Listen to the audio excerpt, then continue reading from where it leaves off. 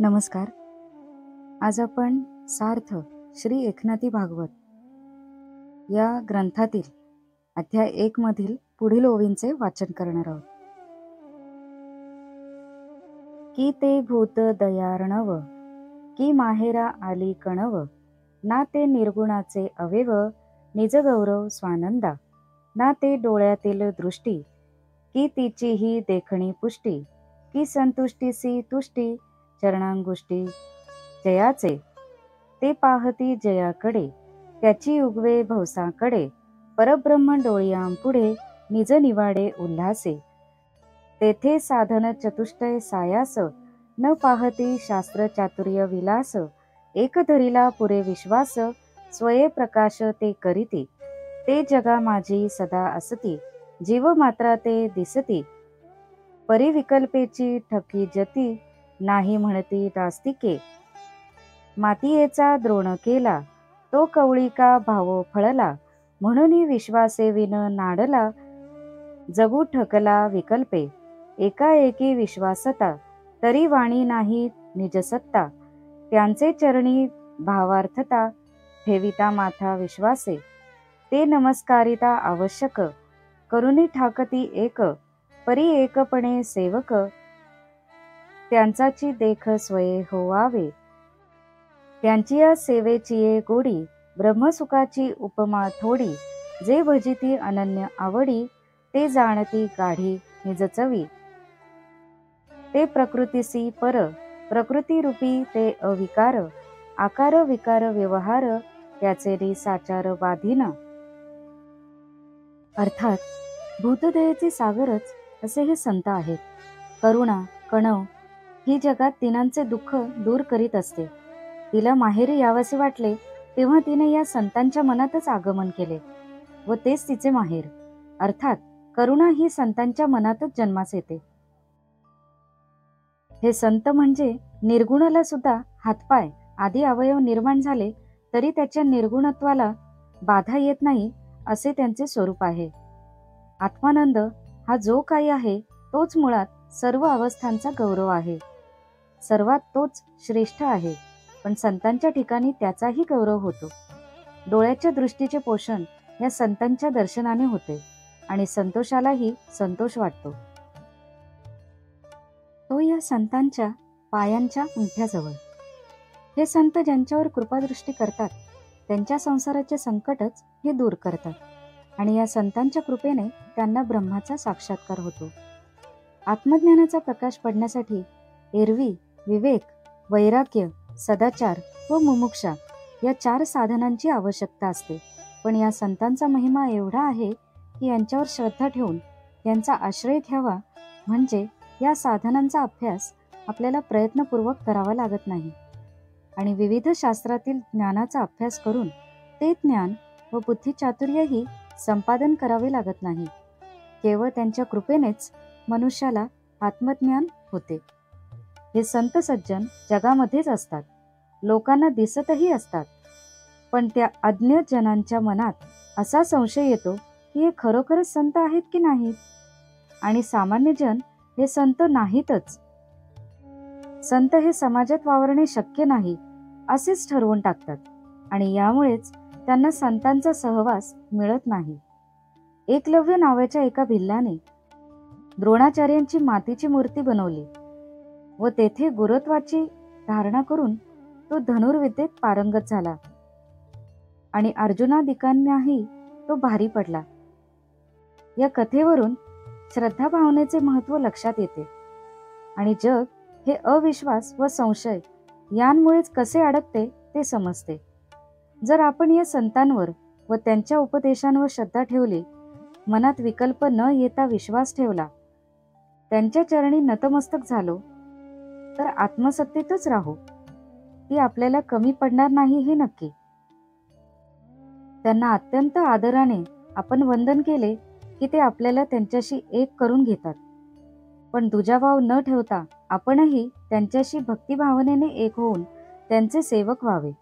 सर्वात श्रेष्ठ आनंद ब्रह्मानंद आहे, पण संतांच्या सेवेला जी गोडी आहे तीच जो आनंद आहे त्याच्या मानाने ब्रह्मसुखही कमीच पडेल. त्यांची अनन्य भावाने सेवा करतात ते खऱ्या आनंद स्वरूपातील आनंद घेतात. हे संत अष्टविध प्रकृतीच्या पलीकडे असतात. या जगात राहूनही ते अविकारी राहतात. या प्रकृतीतील आकृती म्हणजे वस्तूंचे सौंदर्य किंवा कुरूपपणा,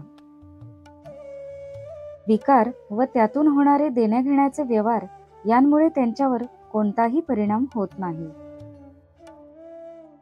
ते भोगावरी न विटती, त्यागावरी न उठती, आपुलेये सहजस्थिती, स्वये वर्तती सर्वदा.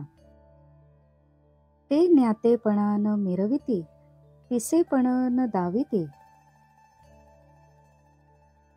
स्वरूप पुंजू विस्मृती, गिळुनी वर्तती निजांगे, प्रेमा अंगीचे जिराला, विस्मयो येवोची विसरला, प्रपंचो परमार्थो एकू जाहला, हाही ठेला विभागू.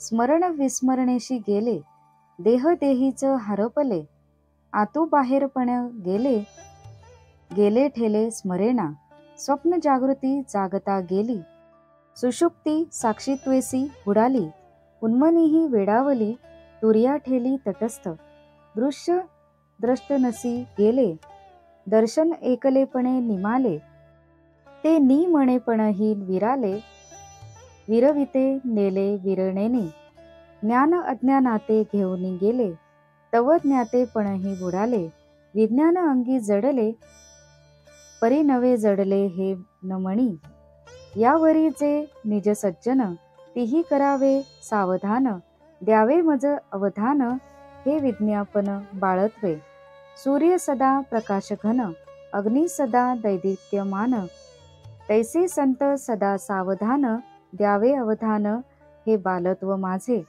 तव संत सज्जनी एका वेळा, थोर करुनिया सोहळा, आज्ञा पिले वेळवेळा, ग्रंथ करविला प्राकृत.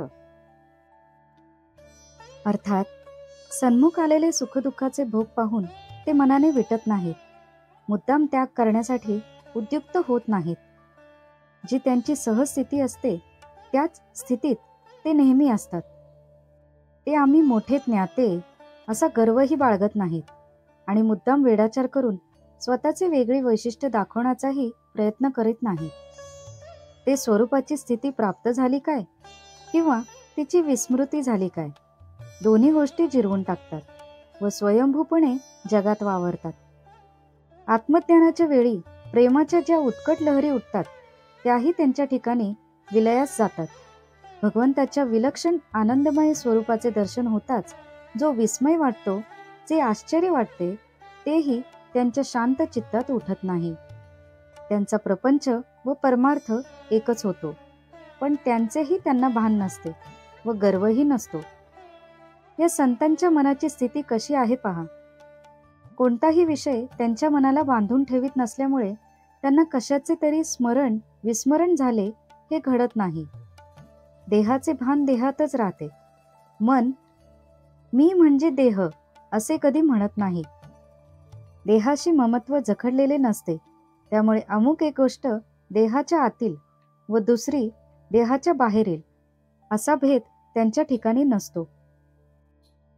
एखादी घटना घडून गेली किंवा वस्तू नष्ट झाली अथवा एखादी वस्तू ठेवलेली टिकलेली आहे याचे भानही ती ठेवत नाहीत.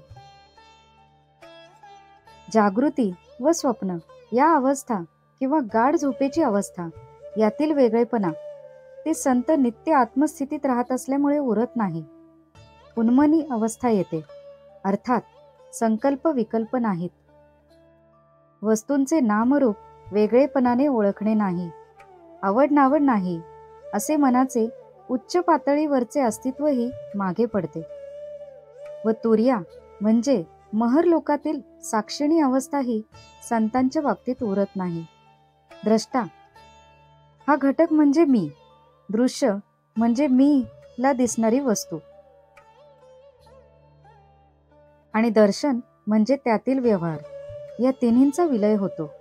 याला मुख्य कारण म्हणजे द्वैताची भावनाच उरत नाही. दर्शनही विलयास जाते, अर्थात विलयास जाण्याची काही प्रक्रिया आहे. तिचा काल मर्यादित अनुभवच येत नाही. संतांच्या ठिकाणी प्रथम ज्ञानाने अज्ञान नाहीसे होते व नंतर निर्विषय झालेल्या चित्तशक्तीसमोर अन्य काहीच उरत नाही. त्यामुळे ज्ञानही कार्याच्या अभावामुळे विलयास जाते, ज्ञातेपणाही विलयास जातो. त्यांच्या ठायी विज्ञान मात्र उरते. पण पूर्वी नसलेले विज्ञान नवीन काहीतरी वस्तू किंवा गुण म्हणून त्याला प्राप्त होते. अशातला काही भाग नसतो. वर वर्णन केल्याप्रमाणे जे निजबोधरूप सज्जन आहेत त्यांनी कृपा करून मी जे काही बालिश बुद्धीने बोलत आहे ते सावधपणाने ऐकावे. ज्याप्रमाणे सूर्य सदा प्रकाशमानच असतो आणि अग्नी नेहमी तेजस्वीच असतो, त्याचप्रमाणे संत हे नित्य सावधानच असतात. त्यांनी लक्ष द्यावे, सावधपणाने ऐकावे असे मी त्यांना सांगणे म्हणजे माझा अज्ञानीपणा पोरकटपणाच आहे. हे ऐकून संत सज्जनांनी फार आनंद व्यक्त करून मला आज्ञा दिली व प्राकृत ग्रंथ लिहावा, रचावा असे सांगून तो करूनही घेतला. एकांती आणि लोकांती थोर साक्षेप केला संती, तरी सांगाची मजप्रती कोणे ग्रंथी प्रवर्तो. पुराणी श्रेष्ठ भागवत याही माझी उद्धव गीत, तुवा प्रवर्तावे तेथ वक्ता भगवंत तुझ सहाय्य. आम्हासी पाहिजे ज्ञानकथा, वरी तुझ सारिखा रसाळ वक्ता, तरी स्तुती सांडूनी आता निरूपण तत्वता चालवी. तुझ संत स्तवनी उत्सवो, हा तव कळला भावो, तरी कथेचा लवला हो निज निर्वाहो उपपादी. या संतांचे कृपावचने एकाएकी आनंदलो मने, तेणे वाक्य पसायदाने स्वानंद घने उल्हासे. जैसा मेघाचेनी गर्जने, मयूर उपमो पाहे गगने, नाना नवेनी जीवने जेवी चातक मने उल्हासे. का दोखोनी चंद्रकर, डोलो लागे चकोर, तैसे संत वदनीचे उत्तर आले थोर सुखावित. थोर सुखाचा केलो स्वामी, तुमचे पुरते कराल तुम्ही, तरी वायाची का मीपणे मी, मनोधर्मी वळंगेजो. परी समर्थांची आज्ञा, दासान करवे अवज्ञा, तरी सांगितली ती संज्ञा, ते करीन आज्ञा स्वामीची.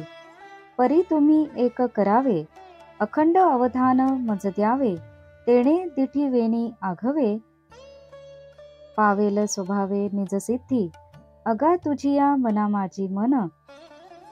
शब्दी ठेविलेसे अनुसंधान, या लागे निज निरूपण, चालवी जाण सवेगे.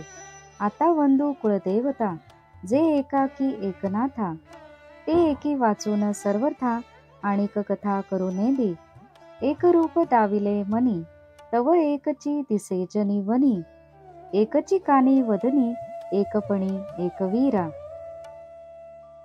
अर्थात त्याचे असे झाले की मी एकटा असताना व मी चार चौकात बसलेला असताना संतांनी फारच आग्रह केला. तेव्हा मी विचारले, कोणत्या ग्रंथाची रचना मी करावी ते मला सांगा. तेव्हा संत मला म्हणाले, पुराणांमध्ये भागवत पुराण फार महत्वाचे आहे व त्यातही उद्धव गीता म्हणून जो भाग आहे त्यावर तू प्राकृतात रचना कर. भगवान स्वतःच वक्ता म्हणून तुला सहाय्य करेल. आम्हाला ज्ञानाने युक्त अशी कथा श्रवण करावयाची आहे आणि त्याहीवर तू उत्तम रसपूर्ण सांगणारा वक्ता आहेस. तेव्हा संतांची तू जी स्तुती करत आहेस ती आता पुरे कर. आता ग्रंथांचे निरूपणच चालू कर. संतांची स्तुती करण्याची तुला चांगलीच हौस आहे हे आम्हाला माहीत आहे. तेव्हा आता ती पुरे. प्रत्यक्ष कथा सांगण्याचे जे तुझे कार्य आहे तेच करायला प्रारंभ कर. संतांच्या या बोलण्याने माझ्या मनाला एकदम आनंद झाला. त्यांचे वचन म्हणजे एक उत्तम प्रसादच होता. माझे मन फार उल्हासित झाले. मेघांचा गडगडाट ऐकला की मोरांचा आनंद गगनात मावेनासा होतो, किंवा नवीन मेघातून पडणारा पाऊस पाहून चातकाचे मन उल्हासित होते, किंवा चंद्रकिरणांनी चकोराला फार आनंद होतो, तसे संतांचे ते बोलणे मला फार सुखावह वाटले. मी म्हटले, स्वामी हो, तुम्ही मला खरोखरच फार सुख प्रदान केले आहे. हे कार्य तुमचेच आहे. व ते पूर्णही तुमच्याच कृपेने होणार आहे. तेव्हा मी आता ग्रंथरचना करतो असे म्हणून मीपणा तरी कशाला मी मिरू? परंतु आपल्याला अशी विनंती आहे की तुम्ही अखंड अवधान द्यावे. तुमची कृपादृष्टी मजवर पडली की हे निरूपण आपले आपण पूर्ण सिद्धीत जाईल अशी माझी श्रद्धा आहे. कारण तुमच्या समर्थांच्याच आज्ञेने मी बोलणार आहे. मी अवज्ञा करू शकत नाही. मी दासच आहे. मी स्वामींच्या आज्ञेप्रमाणेच सर्व करणार आहे ना. त्यावर गुरु म्हणाले, अरे, मी तुझ्या मनाशी माझे मन जोडलेले आहे. तुझ्या प्रत्येक शब्दाचे अनुसंधान ठेवले आहे. आता तत्परतेने निरूपण चालू कर.